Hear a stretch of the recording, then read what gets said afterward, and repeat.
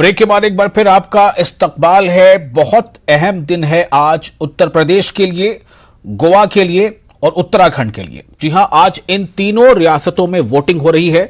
गोवा और उत्तराखंड, इन दोनों रियासतों में आज पहला और आखिरी मरहला है, यानी कि बस आज ही वोटिंग होगी और इन दोनों रियासतों में यह मुकम्मल हो जाएगा, काम मुकम्मल होगा वोटिंग का। चूंकि गोवा में महज 40 सीटें हैं जहां सिर्फ एक ही राउंड में वोटिंग है, आज वहां वोटिंग हो रही है। वहां अहम मुकाबला बीजेपी, चूंकि बरसर इक़्तिदार जमात वहां है, बीजेपी को उसमें मुकाबला सीधे तौर पर गोवा में बीजेपी का मुकाबला कांग्रेस से है। जो कि कांग्रेस पिछली बार 40 कुल जो सीटें हैं गोवा की, 40 में से कांग्रेस ने 17 सीटें लाकर लीडिंग पार्टी कांग्रेस थी, लेकिन सरकार बनाने की दावत भी कांग्रेस को नहीं मिल पाई थी, जिसके नतीजे में जो दूसरी पार्टियां थी उन लोगों ने मिलकर सरकार वहां बनाई थी।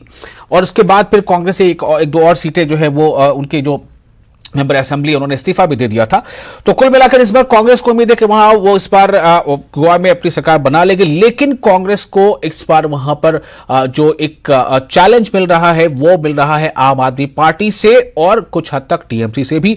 बहरहाल ये गोवा की कहानी है। उत्तराखंड में भी लगभग इसी तरह कहानी। उत्तराखंड में कुल 70 सीटें हैं और तमाम 70 सीटों पर आज वहां पर वोटिंग हो रही है और आज ही वहां वोटिंग मुकम्मल हो जाएगी। और जिसके बाद लेकिन गोवा हो या फिर उत्तराखंड हो या फिर यूपी हो या फिर पंजाब, और जो है इन तमाम के जो नतीजे हैं वो 10 मार्च को ही आएंगे। तो उत्तराखंड में भी तमाम 70 सीटों पर आज ही वोटिंग हो रही है। आगे बढ़ते हैं और अब उत्तर प्रदेश की बात करते हैं। उत्तर प्रदेश एक बड़ी रियासत है, यहां पर आज दूसरे मरहले के तहत वोटिंग हो रही है। कुल 55 सीटें हैं और इस वक्त अब सीधे जुड़ेंगे अपने नुमाइंदे खुर्रम शहजाद से, जो हमारे साथ जुड़ रहे हैं मुरादाबाद से। खुर्रम, मुरादाबाद के बारे में कहा जाता है कि छोटे छोटे ताजिरों का यहां पर, छोटे छोटे बिजनेसमैन की यह जगह है, पीतल इंडस्ट्री यहां है। मुरादाबाद को एक पार्टी की जो नेता है, खातून नेता प्रियंका, वो अपना इसे ससुराल बताती हैं और कुल 6 सीटें यहां मुरादाबाद में हैं। पिछले बार के मुकाबले इस बार क्या कुछ अलग नजर आ रहा है? विशाल, देखिए, वाकई आपने खूब कहा कि ये जो मुरादाबाद का इलाका है इसने सियासी तौर पर काफ़ी कुछ देखा है। आप देखेंगे कि इस इलाके से अजहरुद्दीन कभी मेंबर ऑफ पार्लियामेंट रहे, प्रियंका गांधी इससे अपना जुड़ाव बताती हैं। इसके अलावा एक अहम बात यह है कि ये बहुत ही बड़ा मुस्लिम अक्सरियती इलाका है। यहाँ पर जो आबादी का तनासुब अगर ज़िले पर देखें तो 50% के करीब है, जबकि इस वक्त हम जिस सीट पर हैं मुरादाबाद रूरल की ये सीट है और यहाँ पर पहले से ही एसपी का कब्जा है। लेकिन एक नया बदलाव जो है वो यहाँ पर हुआ है। यहाँ पर जो पूर्व एमएलए थे, साबिक रुकने असेंबली थे, वो यहाँ से इस बार उनका टिकट काट दिया गया, लेकिन नासिर साहब को दे दिया गया। नासिर साहब खुद हमारे साथ मौजूद हैं, वो इस इलाके का जायजा लेते हुए आए थे, अभी पहुंचे हैं। हालांकि हमारे साथ दूसरे तमाम लोग मौजूद थे। नासिर साहब, आप 1 मिनट रुकिएगा, हम जरा नौजवानों से पूछ लेते हैं कि आखिर इनकी क्या दिक्कत है, ताकि आपको भी पता चले आपको क्या काम करना है। आप मुझे ये बताइए, आप जैसे नौजवान यहाँ पर क्या माहौल देख रहे हैं, किस तरीके से देख रहे हैं कि पुराने एमएलए तो आप कांग्रेस के टिकट पर चुनाव लड़ रहे हैं? जी, देखिए, सबसे पहले मैं ये कहना चाहूँगा, लोकतंत्र के महाकुंभ के महामेले में प्रत्येक मतदाता अपने मत का मतदान कर रहा है। मैंने भी अपने मत का मतदान करा है और बदलाव के लिए मतदान कराएगा जी। और 6 की 6 सीटों पे समाजवादी, देखिए किसी पार्टी का नाम मत लीजिए, ये तो तय होगा, वोटर जो है तय करेगा। ये सब तमाम चीजें हुई है। मुझे एक बात बताइए कि पिछली बार यहाँ पर समाजवादी पार्टी जीती थी। नासिर साहब से अभी हम बात करेंगे, वो थोड़ा सा बात कर रहे हैं। मुझे ये बताइए, यहाँ का मसला क्या है, किस चीज के लिए वोट कर रहे हैं, किन बातों को लोग ध्यान में रख रहे हैं? देखिए, यहाँ जो कमी रही अभी तक, पुलों का निर्माण हो गया, सड़कों का निर्माण हो चुका है पिछली सरकार में 2012 से लेकर 17 तक। अब जो है यूनिवर्सिटी चाहिए हमें। हम ये चाहते हैं कि मुरादाबाद के अंदर जो हमारे नौजवान बच्चे हैं वो दिल्ली जाते हैं, अनेक शहरों में जाते हैं, अनेक स्टेटों में जाते हैं। मुरादाबाद के अंदर कोई भी सरकारी यूनिवर्सिटी नहीं है, इसलिए हम चाहते हैं कि सरकार परिवर्तन हो तो सबसे पहले यूनिवर्सिटी पे काम करे, कि ताकि हमारे नौजवान यूनिवर्सिटियों में जाके, विकास का एक बड़ा मुद्दा है। बड़ा मुद्दा यही है कि हमें एक यूनिवर्सिटी चाहिए। और मुझे उम्मीद है कि अगर परिवर्तन हुआ तो जो लोग जीत के जाएंगे यहाँ से, वो लोग इस चीज को जरूर, बिल्कुल नुमाइंदे कोई भी जीते, चाहे बीजेपी के कृष्णकांत जीते हैं या दूसरे लोग जीते हैं, नासिर साहब जीते हैं या फिर अकील साहब जीते हैं, इस बार ये जो समीकरण बना है कि अकील जो साबिक रुकने असेंबली थे उनका टिकट कट गया, ये कितना असर डाल सकता है इस पर?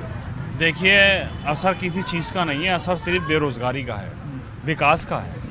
इस प्रदेश में विकास नहीं हुआ एक पैसे का भी, और बेरोजगारी इतनी है कि आज का नौजवान बदहाल पड़ा हुआ है। और जो कोरोना के नाम पे जो इतनी बड़ी लूट हुई है इस प्रदेश के अंदर, उससे बहुत त्रस्त है जनता प्रदेश की, और जनता ये चाहती है परिवर्तन। देखिए, परिवर्तन की बात कही जा रही है। आप पीछे खड़े हैं, आगे आइए। आपने इस इलाके के पुराने हैं, ये बताइए, इस इलाके ने बहुत कुछ देखा है, कारोबारी इलाका है, यहाँ का रोजगार पे क्या हालात हैं, यहाँ पे किस तरह का पिछले 5 जो भी काम है वो सारे के सारे बड़े बड़े हाईवेज के। मैं अपनी गाड़ी लेकर कभी भी एक्सप्रेस वे पे नहीं गया हूँ, तो आम लोग भी कहाँ जाएंगे वहाँ। तो वहाँ इतना ज़्यादा विकास क्यों हो रहा है, और जहाँ विकास चाहिए वहाँ नहीं। यहाँ AQI मुरादाबाद के अंदर 350 और 400 तक रहता है, और उसके रीज़न ये है कि लगभग 7 सालों से यहाँ से सड़कें खुदी पड़ी हैं। तो सबसे पहले तो यहाँ विकास होना चाहिए जहाँ लोग रहते हैं। अच्छा, अगर इस सीट को देखें, इस सीट की जो तारीख है वो लगातार समाजवादी पार्टी के खाते में रही है, या कोई ना कोई मुस्लिम कैंडिडेट जाता है, जीते हैं, तो ये जिम्मेदार आप किसको मानते हैं ऐसे? बिस्मिल्लाहिर्रहमानिर्रहीम। ये जो मुरादाबाद है हमारा, ये असल में बड़ी कुर्बानी वाला शहर है। यहाँ पर हमारे वहाँ एक नवाब मज्जू खां गुजरे हैं जिन्होंने मुझे पुरानी बात है, आप मुद्दे की बात कीजिए। मुद्दे पे ही आ रहा हूँ। उन्होंने कुर्बानी दी, उसके बाद हम सबको भी उनका जो दर्स है वो कुर्बानी हमें याद है सबको। तो मेरा कहना यहाँ ये है कि जहाँ तक आप विकास की बात कर रहे हैं और सीट की बात कर रहे हैं, ये सीट असल में यहाँ पर जो है 2 दिन के अंदर तय होता है आखिर में। तो क्या हिंदू मुसलमान की बात होती है या मजहब पे होता है? इस बार का चुनाव किस बात पर है? नहीं, यहाँ मजहब का कभी मामला नहीं हुआ। यहाँ से हमारे यहाँ MP गैर मुस्लिम भी रहे हैं और मुसलमान सभी रहे हैं, और अब मेयर हमारे साहब जो है वो गैर मुस्लिम होंगे इस वक्त। तो इसमें हमने कभी भी इस तरह का कोई भेदभाव हमारा नहीं रहा है। अच्छा, मुरादाबाद की दरकार क्या आप बात कर रहे थे? यहाँ के लोग कह रहे हैं कि बदलाव चाहते हैं, बेरोजगारी की बात करते हैं। क्या बिजली यहाँ नहीं मिलती? क्या यहाँ पर कानून व्यवस्था ठीक नहीं है? पुलिस प्रशासन काफ़ी बड़ी तादाद में हमको दिखाई दे रहा है। कानून, देखिए मैं एडवोकेट हूँ। यहाँ विकास की अगर बात करें तो रेती स्ट्रीट के लिए मैंने खुद एक आवेदन किया था कि रोड बना दी जाए, लेकिन उसमें लिखकर आ गया, नगर निगम मुरादाबाद ने लिखकर दे दिया कि विकास के लिए मतलब पैसा ही नहीं है। ये उन्होंने लिख के दे दिया, मेरे पास राइटिंग में है, जो इनका IGRS है पोर्टल, उस पर पड़ा हुआ है। दूसरी चीज़ ये है कि कोरोना का बहुत बड़ा असर हुआ है, और कोरोना में जो लूट हुई है, लूट का मतलब ये पुलिस ने डंडा मारा और लोगों से पैसा लिया, पैसा उगाया, कुछ दुकानें खुलवाई, कुछ बंद कराई, लेकिन पैसा लिया गया। ये सब जो ये मुद्दे हैं, ये सब विकास के हैं, कानून व्यवस्था के हैं। इसके अलावा यहाँ किसी चीज़ का इलेक्शन नहीं है। अच्छा, ये जो भाजपा की तरफ से या दूसरी पार्टियों की तरफ से अक्सर ये आरोप रहा कि इस इलाके से जो मेंबर असेंबली जीतते रहे वो ज़्यादातर समाजवादी पार्टी के रहे, तो यहाँ के विकास का उन्हीं को करना था, लेकिन उन्होंने नहीं किया। ये 5 साल से यहाँ से ज़रूर जो है BJP के मेंबर असेंबली रहे। देखिए, गवर्नमेंट का जहाँ तक मामला, गवर्नमेंट पैसा इशू करती है, तो गवर्नमेंट को चाहिए कि वो पैसा दे और इसको जो विकास कराए यहाँ पर। अब विधायक नीति वगैरह का मामला है, ये विधायक का मामला है कि वो विधायक कहाँ लगाते कहाँ नहीं लगाते। चुने जाने वाले लोग तो चुने जाएंगे, वो 10 मार्च को पता चलेगा। लेकिन ये मुझे बताए, इस बार क्या वाकई करीबी मुकाबला होने वाला है इस सीट पर? जी, बिल्कुल करीबी मुकाबला होगा और जीत होगी, क्योंकि इस सरकार से सारे लोग त्रस्त हो चुके हैं। नहीं, जनता की जीत होनी चाहिए ना। सरकार की जीत तो होगी। बिल्कुल जनता की जीत होगी। बहुत सारे मुद्दे विकास के जो इस सरकार ने, पिछली सरकार ने पूरे नहीं करे हैं। क्या क्या मुद्दे थे खुर्रम, क्या क्या मुद्दे थे जो पूरे नहीं हुए, और इन किन मुद्दों पर अब वोटिंग कर रहे हैं? सरकार का आना जरूरी है। अच्छा, इधर है। पहले जो बात हो रही है कि बहुत सारे मुद्दे थे, वो वादे थे, वो पूरे नहीं हुए, तो क्या कौन से वादे जो यहाँ के लोगों ने किए थे वो नहीं पूरे हुए, और किस पर आप वोट कर रहे हैं? जिन चीज़ों के लिए यहाँ वोट कराया जाता है, नंबर 1 बात तो ये कि उसको मतदान कहा जाता है। मैं मतदान का सख्त विरोधी हूँ, क्योंकि दान करने के बाद में सवाल नहीं होता है, और जहाँ सवाल नहीं होगा वहाँ विकास भी नहीं होगा। तो ये जो बड़े बड़े स्लोगन चल रहे हैं कि सुबह उठो पहले मतदान करो, तो मतदान नहीं, मताधिकार। नहीं, देखिए, मतदान का मतलब है वोट करना, किसी को चुनने के लिए अपने हक का इस्तेमाल करना। इसे भले ही हिंदी में मतदान कहा जाता है, लेकिन हक के राय दही कहा जाता है। आप अपनी राय का इस्तेमाल करते हैं, अपनी किस्मत लिखते हैं।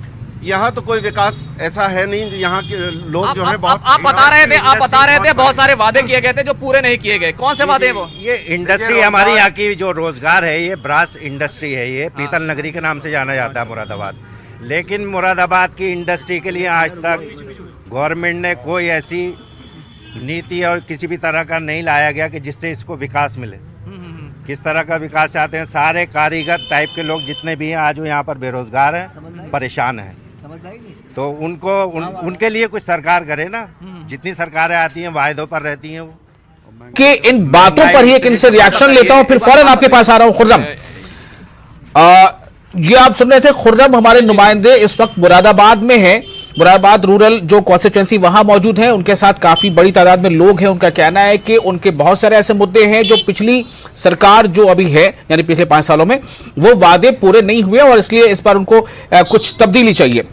बहरहाल, ऋषि मिश्रा साहब को मेरी आवाज मिल पा रही है?